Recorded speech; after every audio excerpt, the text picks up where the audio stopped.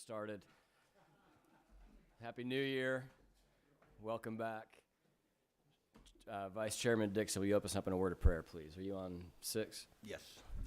Everyone, please bow your heads. Dear Heavenly Father, Lord, I pray for wisdom and judgment over this body as we go through these matters before us today. Lord, I pray for our first responders and our men and women serving here at home and overseas. I pray that you put a hedge of protection around them and bring them home safely. And dear, in Jesus' name, amen. Thank you, Chairman Dixon. Before we get started, I do want to flag for everyone February 12th. If you have not received a notification of our committee dinner, it is tentatively but pretty firmly scheduled for the 12th at Bones. So please mark your calendars for that. And we are waiting on Janine Miller to get here to walk us through the freight and logistics report. And there she is. Ladies and gentlemen, perfect timing. Let's welcome to the front of the room with a rousing round of applause, if you will, Miss Janine Miller.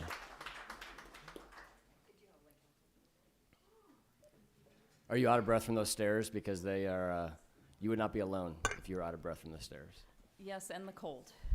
I'm going to recognize, oh, no? Senator Mello. Thank you, Mr. Chairman. I just want to make sure that the senator from the 23rd heard that the dinner is going to be on February 12th. Last time I missed the dinner because we had an ethics committee meeting that was a few hours long. So, I'd hope, we would work that out. Fair enough. Who do we have here? Senator McLaurin. And right, while Ms. Miller is getting ready, I just want to make an observation, too, that we have no greater confidence that nobody watches these meetings than the public invitation to where and when our dinner is. So thank you very much, Mr. Fair Chairman. enough. Fair enough. Can you, while we're waiting for her to present, you have a few stickers on. Are you part of the sticker caucus today? What are you wearing over there? Thank you, Mr. Chairman. Yeah, I try to represent causes that are as germane as possible to the committee's business. But since you've given me a chance to do some shout-outs, there was the Georgia Speech Language Hearing Association attendance today. I think the rules chairman said something about them. And reproductive freedom for all is the other cause. So go team. Fantastic. Thanks, Mr. Chairman. Thank you so much. Ms. Miller, must we listen to more of his diatribes, or are you, by chance, ready to Thankfully, I have a very over. boring topic, freight infrastructure. Thank you for having me at the committee today. And this is a topic that is important for all of transportation, the trucks that move along our roadways and the cargo that's moved by rail and ship.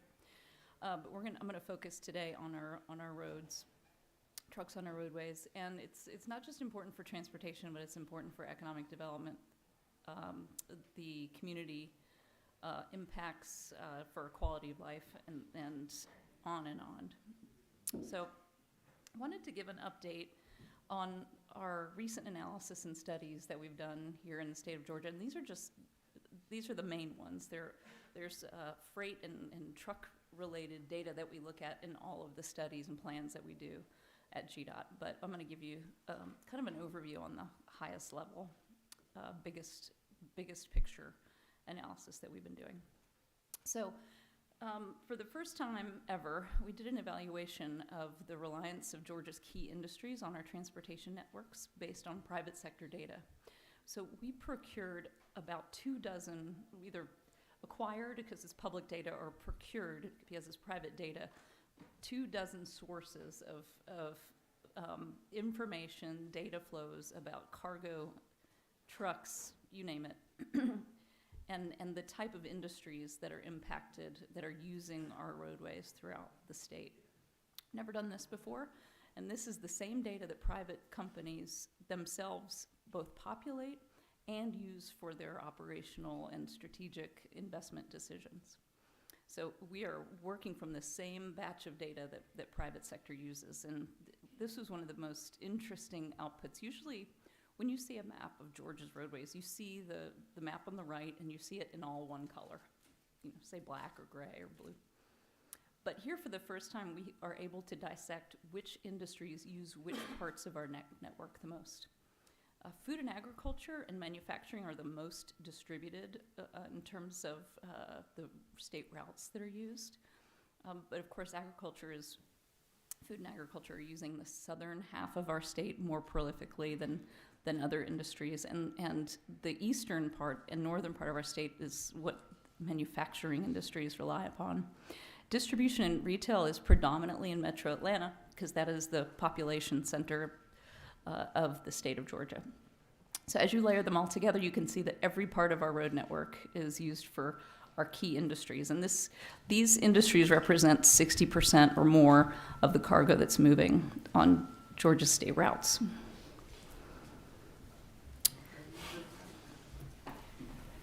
By 2050, we took this data, we put it into our model. So by 2050, the freight moving on our road network is going to grow significantly, nearly doubling in weight to 900 million tons and more than doubling in value to $1.6 trillion moving on our roads in the next 25 years. And you can see that in the gray on the left, most of it by truck, of course. Although rail in Georgia is very, very important. We have more rail miles than any other state in the southeast, more freight rail miles.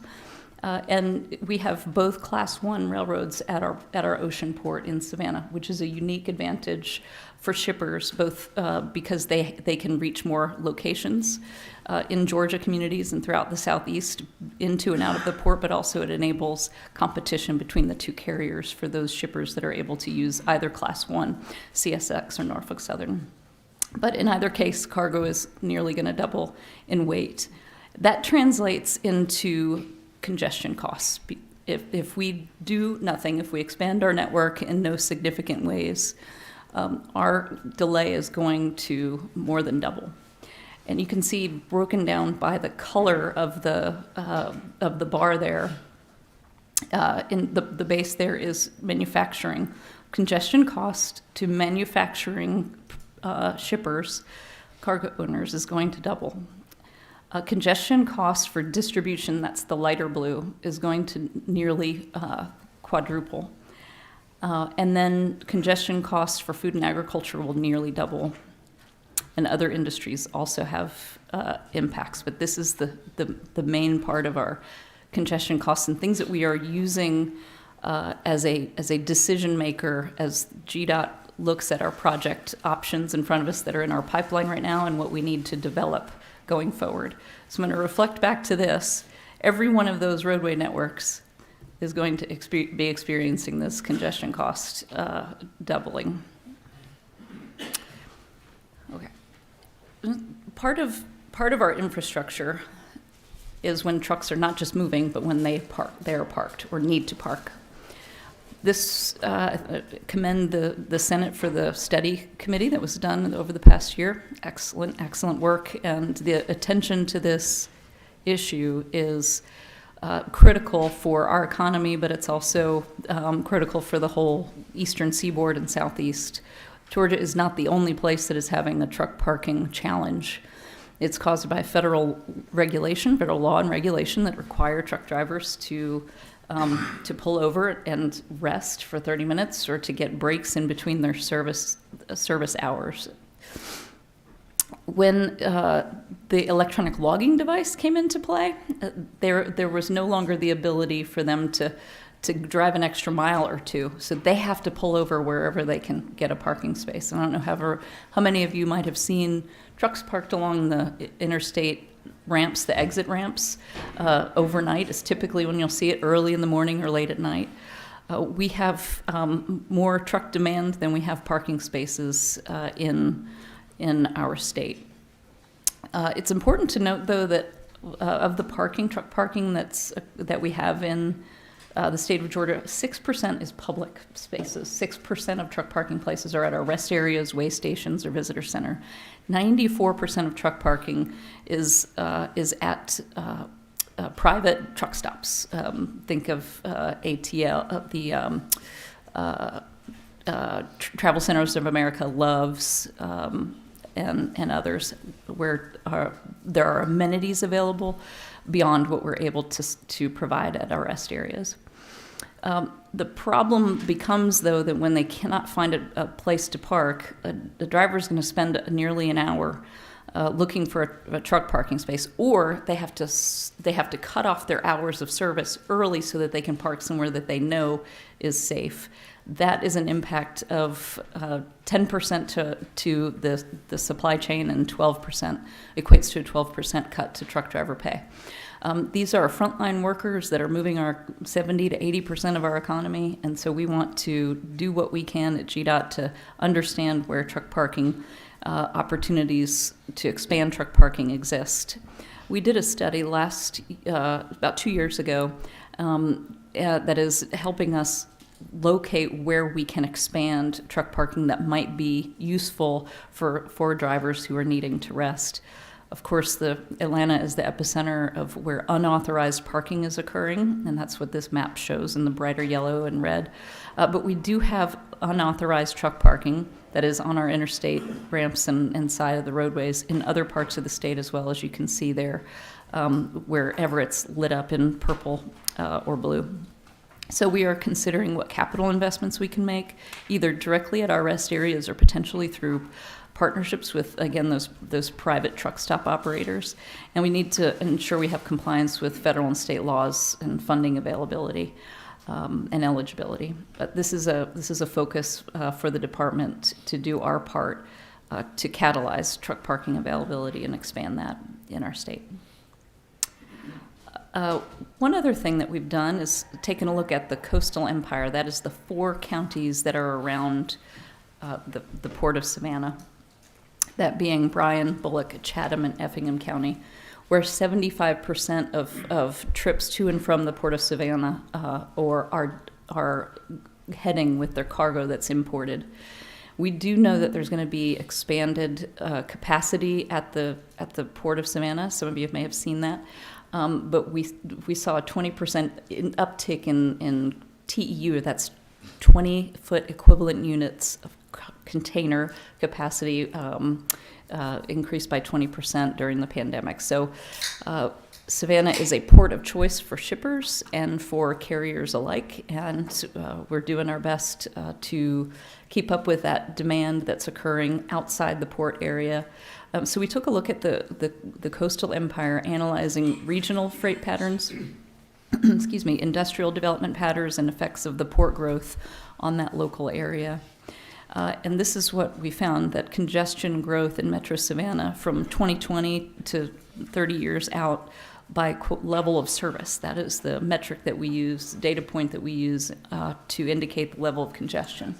So on the left is essentially, if you drive down in the Savannah area today, you will see and you'll experience traffic congestion where those red dots are on the left map, 2020.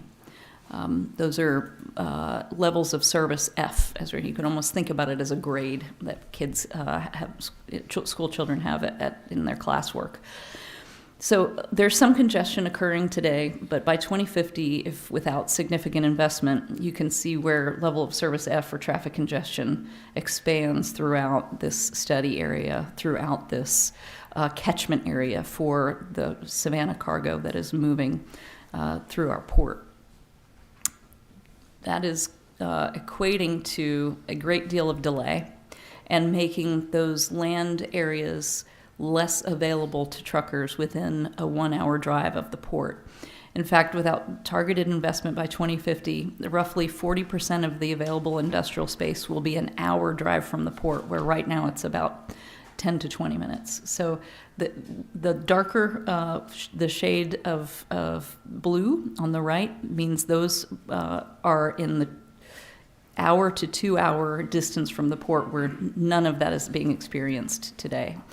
So that delay that's happening as a result of that congestion is making land development less accessible for those shippers that are needing to move cargo quickly. One thing to also note about this distance away from the port that collapses with congestion is it impacts our truckers, our dray truckers in the area. Today they can make multiple turns, as they call it, into and out of the port, because their destination of an industrial facility, whether it's manufacturing or distribution, is close. So they make, it depends on the trucker, it depends on what shift they're in, but they can make anywhere from 4 to 8 turns a day.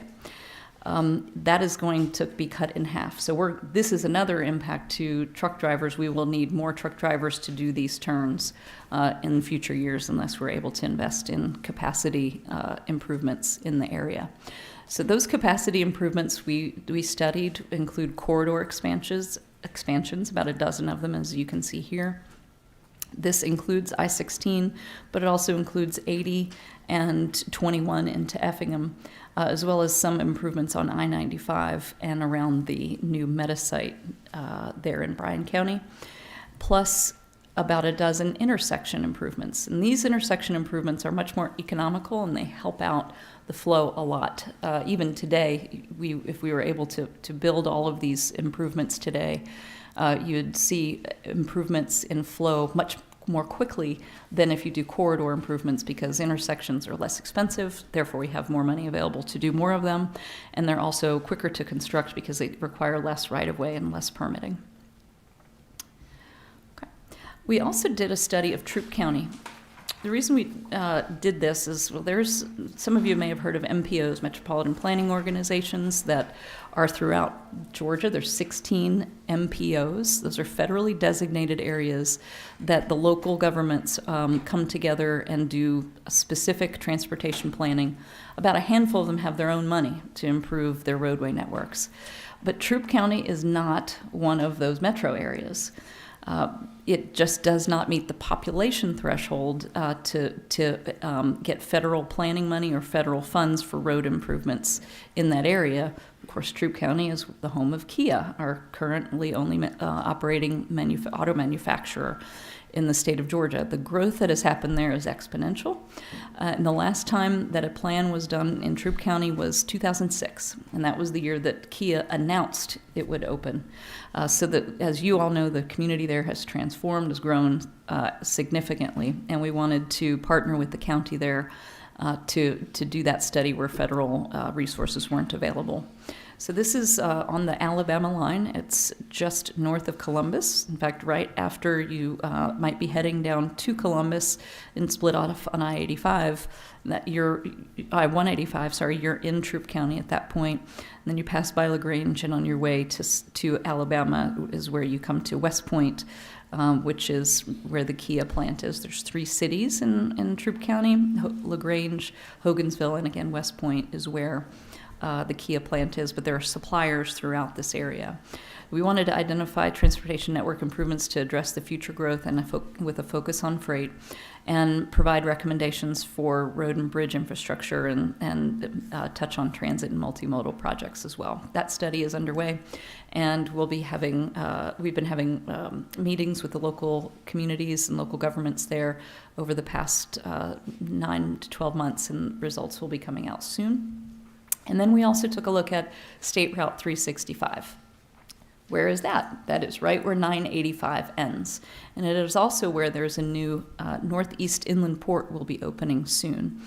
This is a strategic location that was chosen by the Port of Savannah as a way to move cargo inland on rail and keep trucks off of a couple hundred miles worth of roadways by moving those containers on rail instead.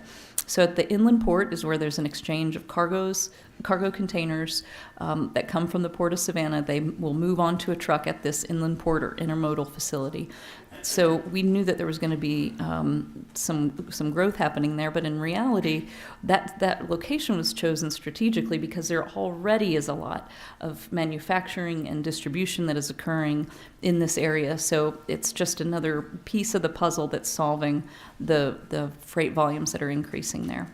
So we are looking at adjacent roadways as well as what's going on around the port, and analyzing existing and future conditions from 985 up northeast to Belton Bridge, and we're going to develop and evaluate transportation improvement options.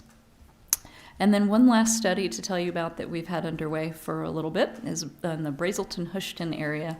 That is on I-85. Just outside of the, it's just outside of the Gwinnett Barrow County line into Jackson County. So if you see in the purple is the area. It's a pretty large area, and it crosses county boundaries, as most transportation trips in Georgia cross county boundaries. Trucks and cars are moving from origin to destination regardless of what border of a county or city it might be crossing. So that is a role that GDOT can uniquely play to look at the true travel demand regardless of what jurisdiction it's in. So we're looking at regional connectivity, the demand for north and south travel. Through trips is a significant challenge in the area, but there's also been an incredible amount of manufacturing and distribution growth that is happening in particularly Jackson County. And so there's a great deal of interest in ensuring the local communities get to continue to have safe access to their businesses and neighborhoods as the industrial base grows in that area. So that is it for me. If you for what I have for formal presentation, but happy to answer any questions. Refer back to any slides if you'd like. This QR code and that link will take you to the Georgia Freight Planning Analysis. That is where you find about a 25-page report reflecting that statewide analysis of key industries and congestion costs. Can Thank be found you, at that link. Director Miller. Thank you. Some of you may be wondering why we keep talking about this. Chairman Beach, when he was leading the charge on transportation, a study committee, I think it was 4 years ago, on this topic. And there's really two reasons we're looking at this. One, if we look at those 2050 numbers, it's not a Georgia that any of us would want to live in, right? Where we're seeing 2 hours to get 50 miles outside the Port of Savannah. We're going to see gridlock traffic in Atlanta and around the state. But you overlay that with our current situation. I believe, Director, you had what's not in here. I read a report that came out from your office last week. I believe that, and give me the timeline on this, but y'all put a rough number of $90 billion, essentially a $90 billion solve on this problem. Is that with that same 2050 kind of time horizon? That's correct, yes. And that's additional funding above and beyond the current plan, is that correct? Most of it would be additional. That's just the total investment over a 25-year period. Okay. Would be $90 billion. So- And that $90 billion worth of improvements would improve freight, but it would also improve people flow as well. Correct. That we don't have just trucks on any of our roadways Correct. in Georgia. That's right. So to put that $90 billion in perspective, we will see about 2.3 billion in the budget this year. The feds will give us about 1.8. So we're currently spending about $4 billion a year with our existing needs. And all those existing needs fund all the other projects that are in all of our districts that may or may not have anything to do with these identified freight corridors. I'm in active conversations with Chairman Jaspers in the House. I think we probably have a generational opportunity to allocate existing revenue sources from our surplus to some of these transportation projects. Personally, I would love to see us do that without having to raise new revenue, without having to do line item tax increases as has been done in the past.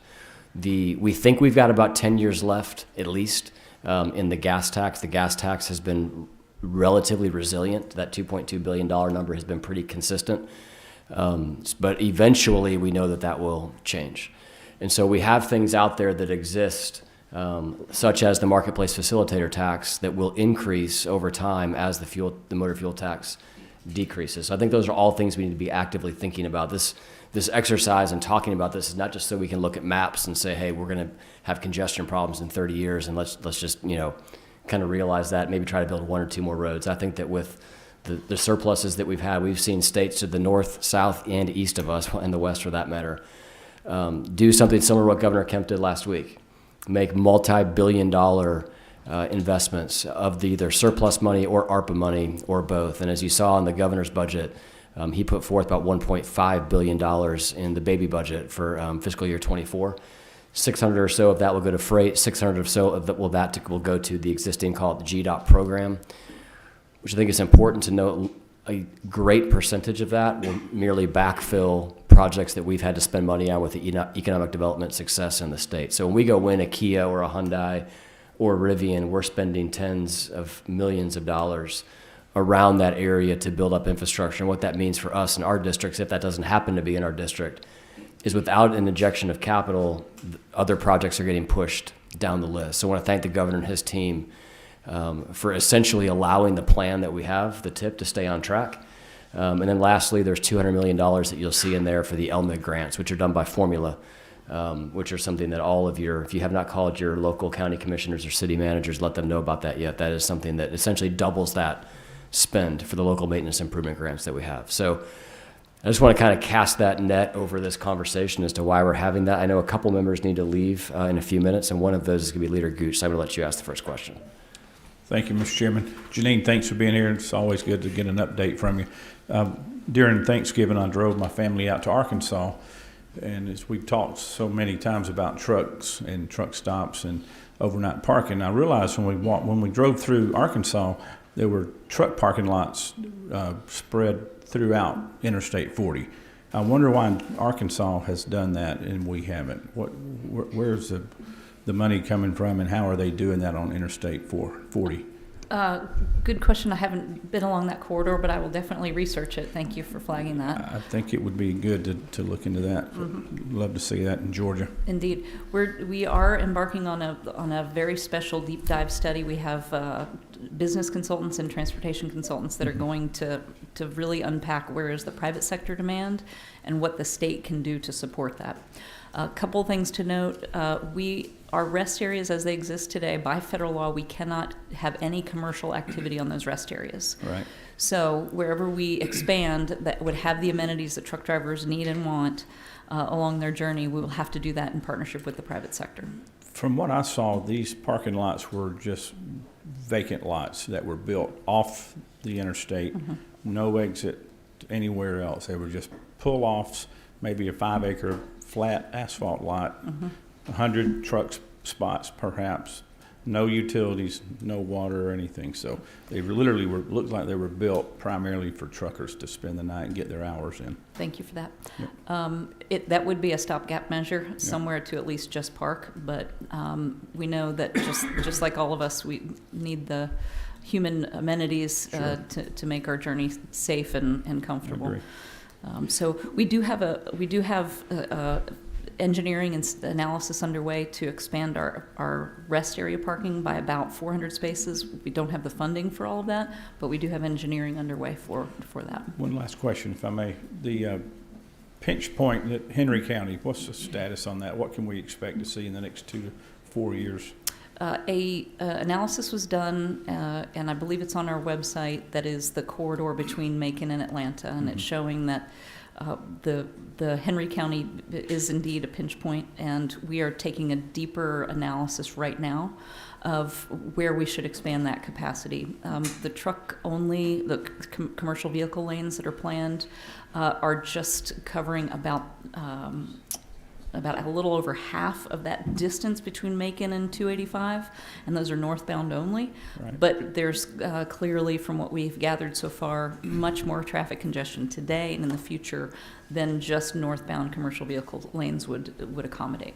So we're taking a look at the best way to phase those investments over time where the traffic is the worst. Thank you. Yeah, thank you. Chairman Beach. Thank you, Mr. Chairman. I want to kind of piggyback on what Chairman. Hang on, Chairman Beach. Your mic is not pulling up. You might pull in Senator Mello's mic over to you. Thank you. Okay.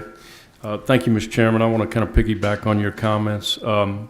We started studying freight logistics when Chairman Tanner was here about 4 or 5 years ago.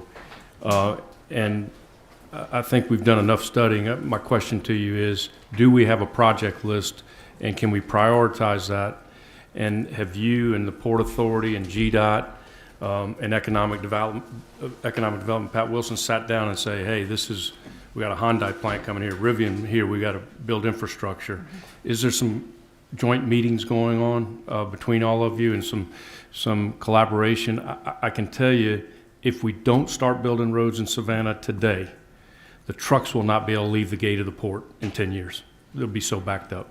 And so we've got to do it. I know Griff Lynch in his appropriations hearing talked a little bit about partnership with rail and trying to get more product on rail. And there's talk about, I know Norfolk Southern, I believe, talked about doing something intermodal-wise down in Henry County. But we've got to figure this out. Or Savannah, to the chairman's point, you won't be able to go 50 miles in less than 2 hours. So we got to get it. We got to start building now. And I know we've studied a lot, but is there some project lists we can look at and prioritize and get shovels in the ground and start building? Yes, let me first answer the question about collaboration, coordination amongst the agencies. Yes, we meet on a regular basis with Georgia Ports Authority and very frequently with Pat Wilson and his team at the Department of Economic Development to understand where not just the big plants are going in, but small manufacturing and distribution around the state. So we're regularly looking at that and trying to get ahead and stay ahead where we can. As you know, Chairman, it takes a long time to develop a project. Unfortunately, with the regulations that are required of us to follow, from environmental permitting to public involvement to engineering, safety design, all of it, right-of-way acquisition, it takes a very long time to develop projects. So in terms of the projects that are for freight in the freight program as recommended by the governor, Commissioner and I are working on that battery of projects that are going to be able to come into the program that might be in the out years that are going to benefit freight. That's a one-time solution, and we have had construction cost increases, so we know just the overall cost of doing business is more than it used to be. So we're working with the engineering team and the permitting and right-of-way teams to figure out how we can bring the best, most cost-effective projects forward with those funds. In terms of when it will be hard to get trucks out of the Port of Savannah, we're not sure. It's hard to exactly project that. We just know by 2050 it will look like this. This may show up earlier than 2050. We do have some of these Coastal Empire Study projects in the pipeline already, particularly as I was referring to, the intersections are going to be the quickest and easiest ones to get going. This has been looked at by our engineering project development team, both this one of intersections and these of corridors, and we're evaluating what do we already have available in the program, can bring off the shelf and get those started right away, and then which ones require PE and right-of-way and will take a little bit longer to develop. This is the most mature, though, of all of the freight projects. For the ones that we're going to want to build for truck parking, as I mentioned to Senator Gooch, but also to address these along all of these routes statewide is a lot of additional work to get it from a concept and a model to a project list that is a concrete, ready to let to bid project list. That's going to take a good bit longer, but we're working on it. Can I have one follow-up question? So let's say next year we have another huge surplus and the governor wants to give you $3 billion. Mm-hmm. Are you going to be able to get that money in the ground working on capital projects? Whether the governor gives us more money by next year or not, we will know a lot more. We are underway right now to translate these roadway networks with this congestion cost into projects. That's going to happen whether there's more money available or not. That's our duty to do that. Okay, thank you. Thank you, Chairman Beach. Senator Lucas. Yes, I talked to the question president of the Ports Authority. What about inland port in Little Georgia, say Twiggs and Bill County, coming into Bill County? There's enough land out there to do it, and Norfolk Southern runs back and forth to the chalk mine. Mm-hmm. There. Wouldn't that be an ideal place, not only to do a port, but also truck drivers be able to get their time in with a facility, plus you would have the railroad spur to put the trailers on? In terms of the exact location of where inland ports go, we defer to the Port of Savannah, the Georgia Ports Authority, because they have the line of sight into their cargo owners' data and origin destinations in ways that we don't. So we defer to the Ports Authority on planning those. There is one in Cordele today. It's not big enough. Probably not big enough. There is one in Appalachian Regional Port in northwest Georgia. The inland port in Gainesville Hall County will be open soon. And then the Georgia Ports Authority is also planning one over west central Georgia near the Kia plant to support the cargo flows there. That is what I know is planned. Beyond that, I'd have to defer to the Ports Authority on where they believe their customers are best going to utilize the inland port and get the most use out of it. Well, the reason I ask is, it's gonna take money. And we need to know, I mean, when I drive back and forth every day to Atlanta. When I get to McDonald's, if there is not a truck wreck, the road is blocked. Or the tractor trail's got everything backed up going into Atlanta. And so the question becomes whether or not you can take some of it off. If you get to the Little Georgia area and you got Norfolk Southern, whether or not you will be able to do an inland port as well as drivers being able to log their hours once they get there, and also take some of the trucks off that road because they're going 75 or straight to Atlanta. Well, as you can see here, I-75 shows up on every map for every industry north of Macon, and then both for food and agriculture and distribution retail. I-75 all the way to the Florida border is a key corridor. And there was a study done by the U.S. Department of Agriculture a few years back that indicated that I-75 through the whole state of Georgia is critical for all of the nation's food and agriculture. What an inland port does, though, it only would go to and from the port of Savannah. So we've got a lot of through traffic on I-75 that an inland port wouldn't even be able to address. But we will bring that back to the Port Authority. We'll let them know that there's an interest there, and we're going to be meeting with them further on what else we can do here. I mean, you got to have it. If they got plenty of land, it's a rural area, plenty of land. And it's right there beside Macon was a metro area, and then you got Norfolk Southern is running to Wilkerson and Twiggs for the KO. So. And when they do the inland ports, they partner, the Georgia Ports Authority partners with one of the rail carriers. So, But we got a carrier. Norfolk Southern, right. They want to be hard, they don't want to be nice. All right, guys, we have about 5 more minutes here with Ms. Miller, so I'm going to take 2 more questions. Senator Mello, your button was, did you still have a question? I did, Mr. Chairman. Thank you, Mr. Chairman, and to Director Miller. I thank you for the graph that you provided us.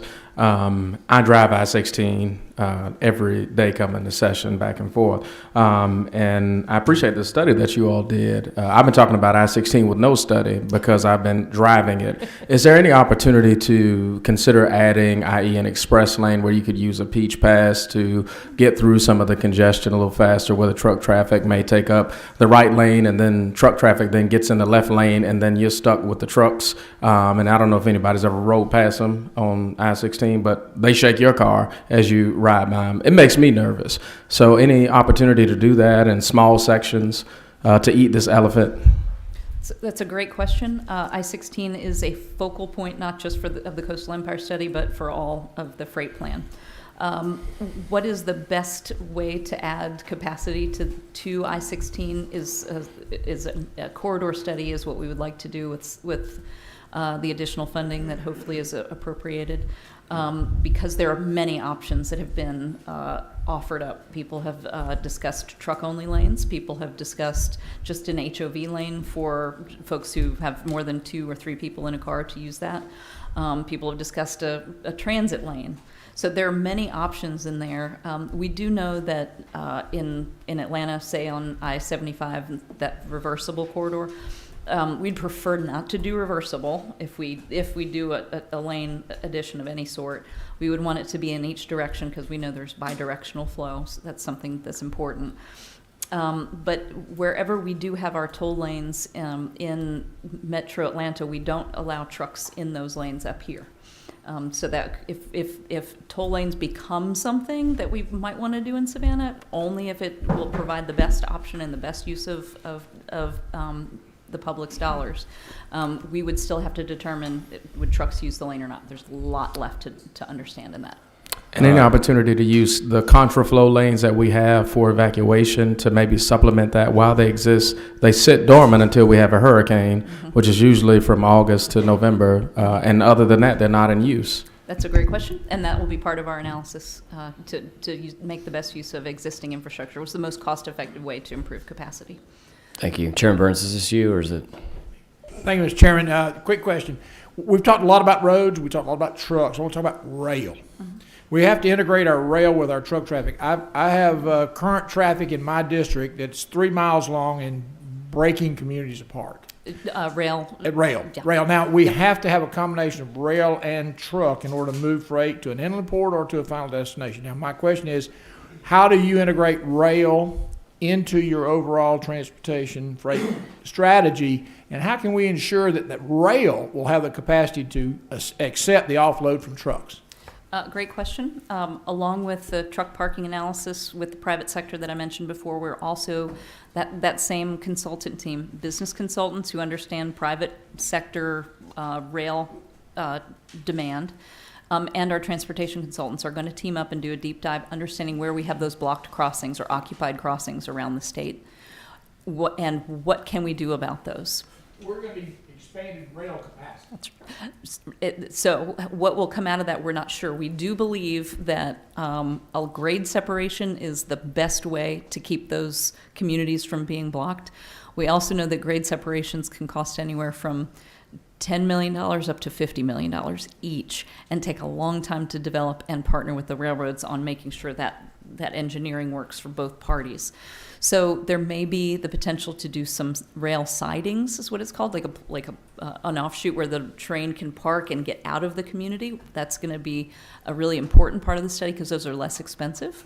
But as you know, we have the gratuities clause in our Constitution, so we can't give state money to a private, give away to a private. It has to be a public-private partnership to make those happen. But those would be a more cost-effective way of doing it, where we can find 2 and 3 miles that doesn't have a public crossing. So it's complex. Thank you for your attention. All right, quickly, Chairman Ginn.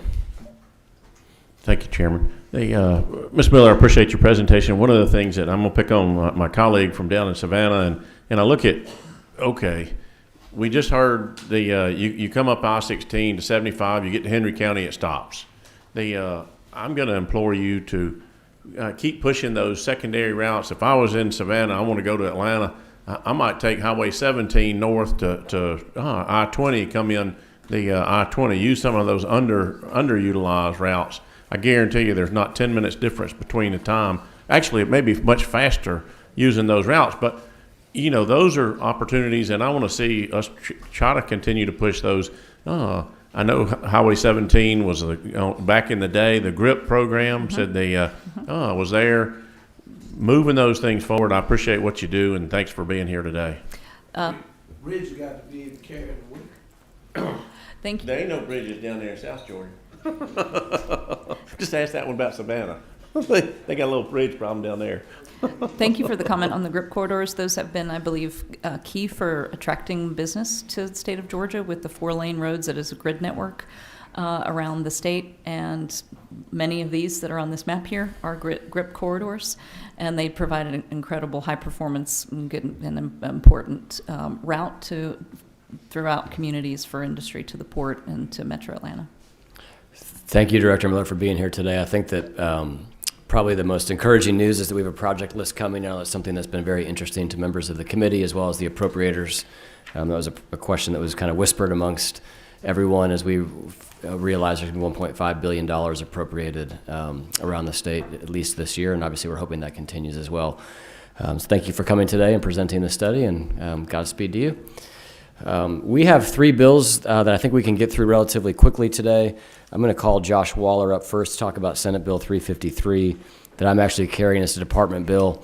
All 3 of our bills, this is a little bit of a caveat, but this is the department bill you're about to hear is essentially a redo of the department bill that we had last year. It was vetoed due to something that was added. And then the second and third bills that we'll hear are also bills that were recommitted to the committee. So the subject matter of all 3 of these bills is something that we have already discussed as a committee, but certainly you're more than welcome to ask any questions that you have. I just wanted to kind of let you know that's why we're seeing these 3 this quickly. And with that, Josh, welcome. Yep. Thank you, Mr. Chairman, and thank you for carrying the bill. I'll just run through it. Section 1 was a recommendation from Legislative Council, just updating the way that they notify you for board elections. Obviously, you're here usually, the elections are called during session, more effective to email you versus mail out to you. So Section 2 is a cleanup changing request for proposals to proposal revisions. At that point in the process, the RFP has already taken place, so this was just a cleanup of terms. Section 3 is a cleanup from when you all adopted alternative contracting methods back in 2021. Clarifies when there's restrictions on when you can do construction manager, general contractor procurement. This just cleans that up. And here was a point where there was an amendment that we've tightened up the language to say it can be waived once every 10 years. The original version had once. There was some confusion as to what does once mean. Does it mean one time ever, or one time in an instance? So that should hopefully make it absolutely clear that it's once every 10 years. Section 4 is just conforming it to changes in federal law in terms of the length of these modular sectional housing units. Section 5 was a provision that we'd worked with different parties on to improve, particularly in the metropolitan area where you have a crash on our interstates or limited access road where you have a fatality. Before the crash site can be resolved, you have to have someone on site to declare the individual or individuals deceased. Sometimes, just like any of us, if you've got a major crash, a coroner will have the same challenges accessing the site. So what this does is allows for the coroner, it makes it clear that the coroner in their discretion can designate someone else who's eligible on site to perform those duties for the coroner, so that hopefully allows for the body to be then moved, the crash site to be resolved, because the longer you have that delay, the more challenge you have of secondary crashes and other instances will come. So Section 6 is just a cleanup to belt and suspenders to say, look, if, you know, in the world where transportation data and different data that are out there, make it absolutely clear that the Open Records Act can't be used to get personal data about people and their movements on our roadway system. With that, and then obviously Section 7 is just the effective language. That concludes the section by section. Ready for any questions? Chairman Ginn. Thank you. I was curious. I've seen an inordinate amount of these. I think they call them flock cameras. I'm not sure what flock stands for, but That's a company. That's a brand name. Okay. All over the state, on state highways, rural parts of the state, urban parts of the state, others. The data on those, you're telling me that they're not subject to open records? So the department does not operate any of those. This would only be data that the state has. Who operates those, and who allowed them to be installed on the right of way if the department doesn't operate them? So those are done by a permanent local law enforcement. And who's paying for them? Local law enforcement. And if they decide they want to, or the local government, I would have to. And if they want to sell that data, to say, well, hey, we saw, so and so's tag going by here at this point at this time of day, what's to prevent them from selling that data? I would have to. I couldn't speak to that. But you're allowing that on state highway right-of-ways. We have a process whereby with local governments we do, and local law enforcement, but they have to. But if they want to commercianalyze that, and they Is any of that contemplated in this bill? No, this Okay. isn't. Okay. Let's stick with the contents of this bill. Thank you. Did you have any other questions? Senator McLaurin, was that your light copy? Any other questions from the committee? Seeing none, what's the will of the committee? We have a motion to pass from Chairman Avatarte, second from Chairman Beach. Any discussion? Just one second. Just kidding. All those in favor of the motion, please signify by raising your hand. The motion carries unanimously. Thank you all. Thank you, Josh. Next up is Senate Resolution 158, Senator Anna Vitarte. Let you present from there. Yep, number 9. Thank you, Mr. Chairman. I'll be quick. This passed unanimously last session. Basically just piggybacking off of Janine's presentation. This is a logistics corridor basically to study, examine, and bring logistics and supply chain jobs to West Georgia. Thank you, Mr. Chairman. Any questions?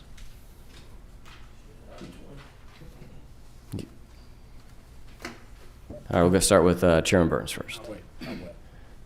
Did you have a question, Senator Lucas? I said it's I-20. Second. I-20 is involved. All right. No other questions. What's the pleasure of the committee? Motion to pass. We have a motion to pass from Senator McLaurin, second from Chairman Ginn. All those in favor, any discussion? It doesn't mention I-16. Go ahead. The resolution doesn't mention I-16. Is that a motion to amend? Mr. Chairman, I'm a waive just for a point of discussion. Appreciate that. For the gentleman from the 31st. Fantastic. There is one of these on I-16. Talk to them about it. I'll take you there. All those in favor of the motion, please signify by raising your hand. Motion carries unanimously. Congratulations, Senator Anavitarte. And now, the moment we've all been waiting for, House Bill 524, with freshman Representative Ridley carrying what I believe is your first bill. Yes, sir. That was spectacularly overlooked on Sine Die, but you are here again. I'm here again, and y'all had a little fun with it last year, but like you said, it passed out of this committee. House Bill 524 just says three-wheeled vehicles that are partially or fully enclosed. They don't have to wear a helmet. Currently, all three-wheeled vehicles in the state require a helmet, and I have photos just like last year, if you remember, showing what they look like, if anyone has any questions. Can we see those photos?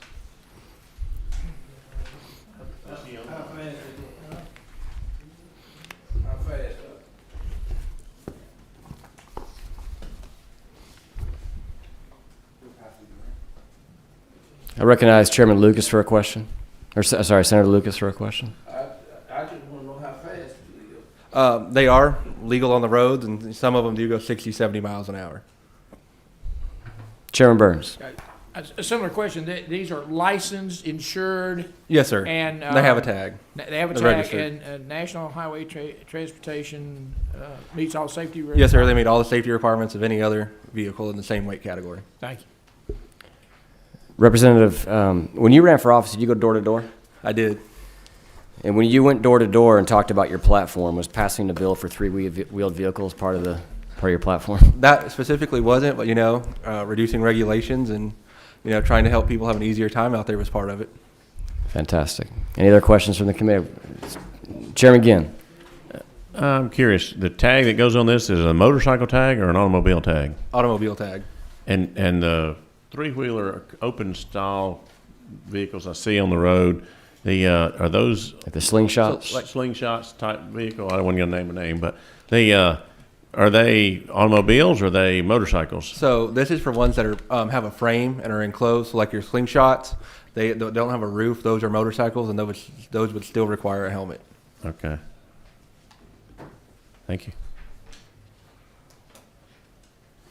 I am curious about line 37 where it says to partially or fully enclose the operator. What's the scenario in which it would be partially enclosed? Some of them, they're like Jeeps. The doors come off, so it's not fully enclosed when the doors are off. Would a slingshot operator, though, be able to argue that they are partially enclosed? This is actually a serious question. The body of their body is partially enclosed, whereas everything above their body is open. Well, the argument was partially enclosed, and like with the frame, there's no frame on top of them. So like like I said, line 37, a frame to partially or fully enclose. When it's not above you, I think it'd be a hard argument to say you're partially enclosed because you're really you're not enclosed at all at that point. Mr. Chairman. Senator Mallow, I'll come to you next, Chairman. Thank you, Mr. Chairman. I just have a question. Since we have a little small manufacturing plant coming down I-16, will these vehicles be manufactured or created somewhere along I-16? Since they can ride on I-16, will we be able to make them, or how would that work? Yes, sir. There is a company that sells them out of Savannah already. But what about making them? Where they're made at? I'm not exactly sure where they make them, but I know they sell them out of Savannah, and they're very popular in the Savannah area. Okay. Chairman Ginn. Mr. Chairman, I'm not sure if my question is for the freshman representative or for our experienced counsel in the room, but I think it could be argued in the courts that, okay, those slingshots or whatever have a frame that partially encloses you. And in this case, I think if we were going to clarify this, we might want to say, that the frame members go all the way above or around the occupant, because I could see, on those slingshots, I can see those being partially enclosed. I mean, you'd have a frame on that lower portion what's the difference? I'm not the lawyer in the room, but some of them do, and I understand when you have a roof. But if you can take the doors off, and it doesn't say anything about okay, the frame has to be above the occupant as well, and that's where for me, I'm just kind of curious. Okay, from a legal standpoint, I think what we're doing is we're saying that now a slingshot could meet this definition. Do you want to address that, Representative? The argument I'm going to make there is we do allow cars on the road today that don't have roofs. Convertibles or top go down. So in that example, a slingshot and a convertible would be the same thing. Senator McLaurin. Mr. Chairman, to Senator Ginn's point, maybe we could drop a little note here for the judiciary and have a legislative history moment.